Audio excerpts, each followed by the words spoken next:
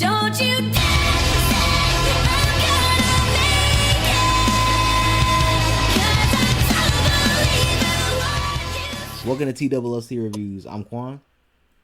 What's up? You got Rain here? Game of Thrones summer has finally come to an end. Rain, how do you feel about it? Long time coming.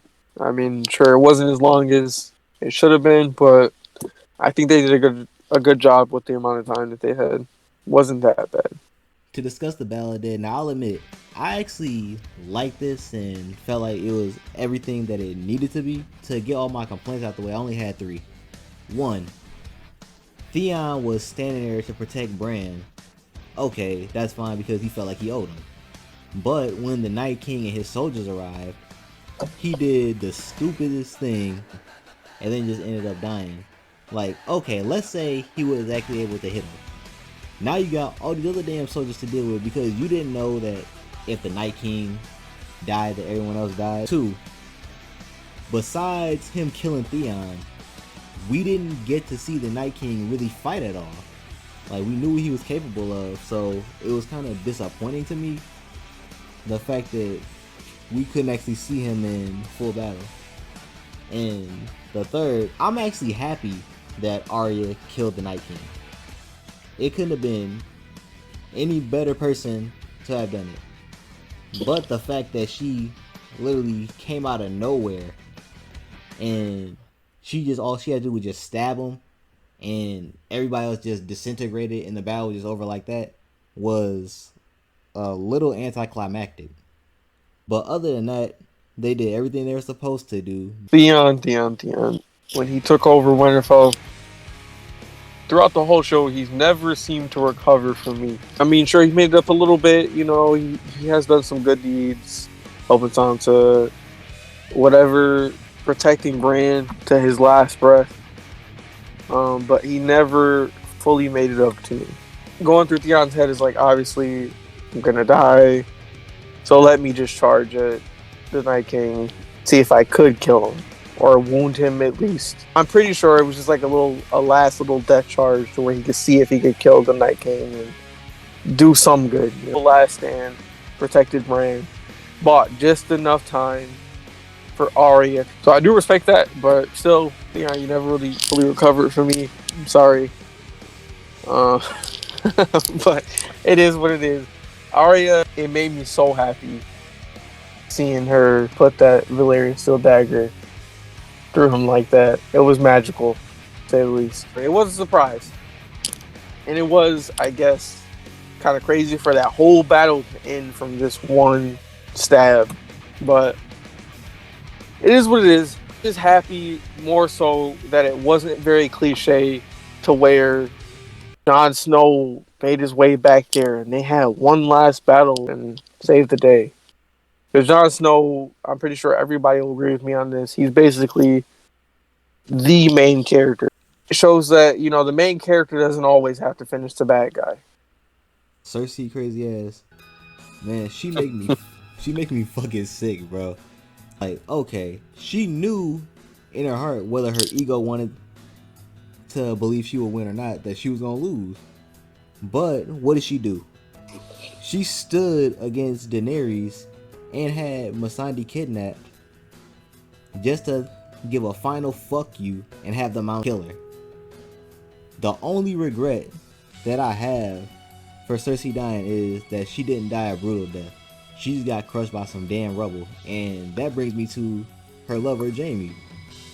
It made absolutely no fucking sense, the fact that he defied Cersei, went to go fight for the North, hung with Lady Brienne, just to be like, Cersei's hateful, and I'm hateful too, just to run all the way back.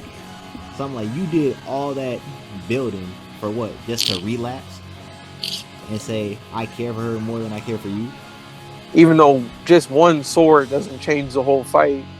And we see Jaime didn't save the day or anything, but it's the thought that counts. He did the right thing by going up there and helping out.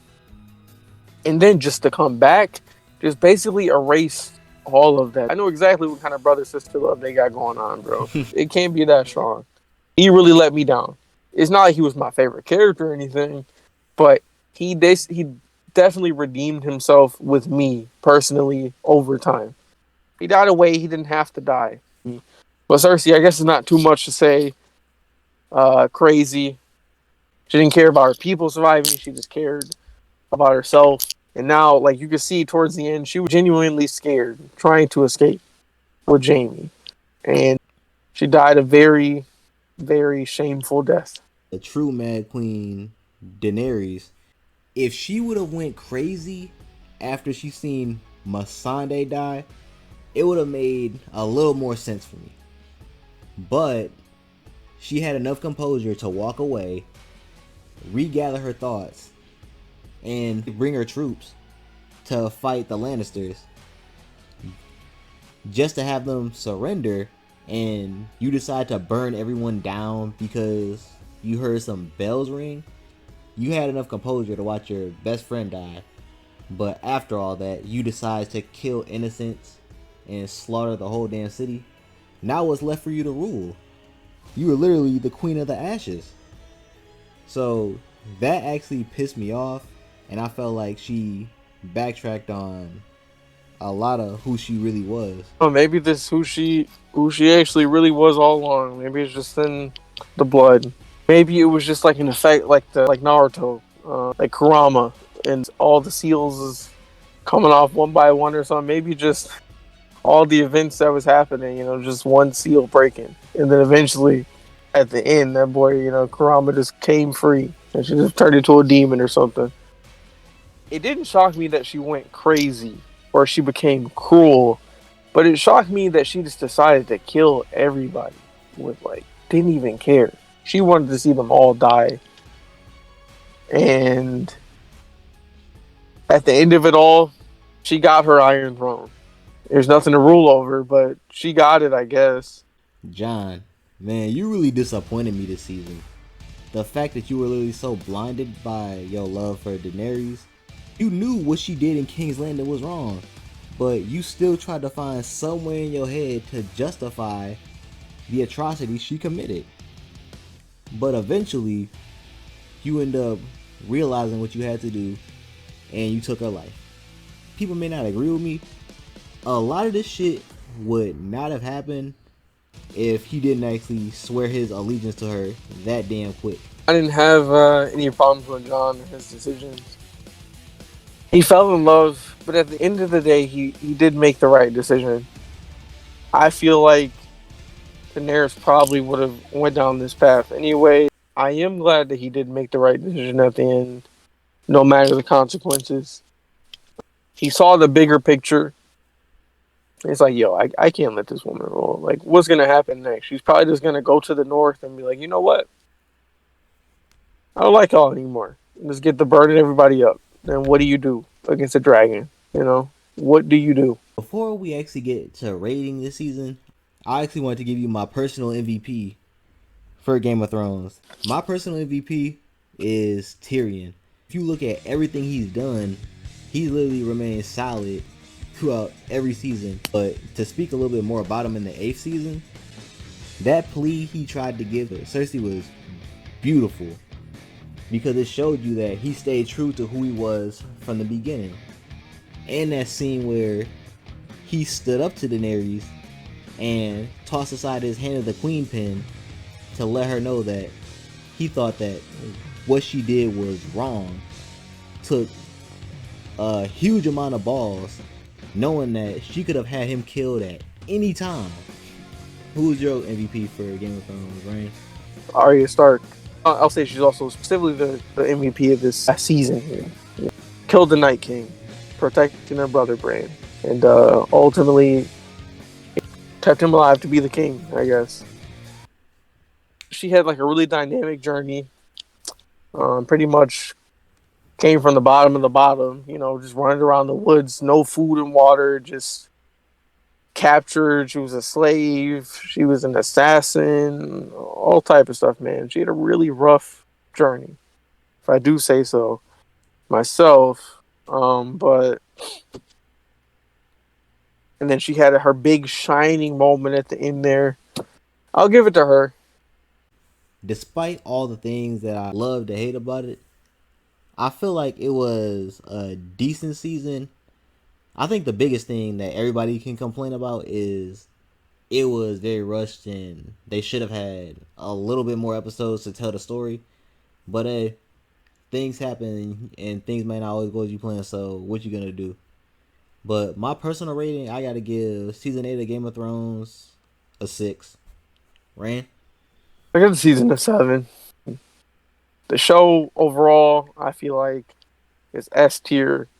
It's a great show. Season 7 and 8 aren't as bad as people put it out to be. You know, they were just kind of short and rushed. But I'll give the season a 7. The show S tier for me. Great show. And before we leave, I actually just wanted to give a special thank you to anybody who has stuck with us from the beginning review all the way to now. I didn't even think that I would ever watch this show, but when Rain first came to me and told me about it, I decided to give it a chance.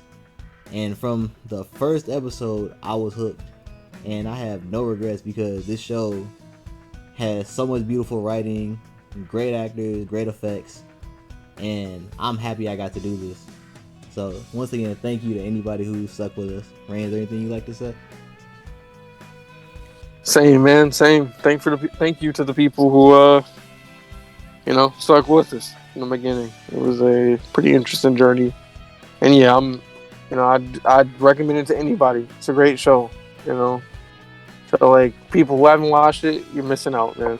You are missing out. This was good, but as you know, all good things must come to an end. But hey, we could be back with more Game of Thrones videos if y'all want. Comment down below. Don't forget to like, share, and subscribe. And remember, stay strong and don't take what we say out of context. Peace and love.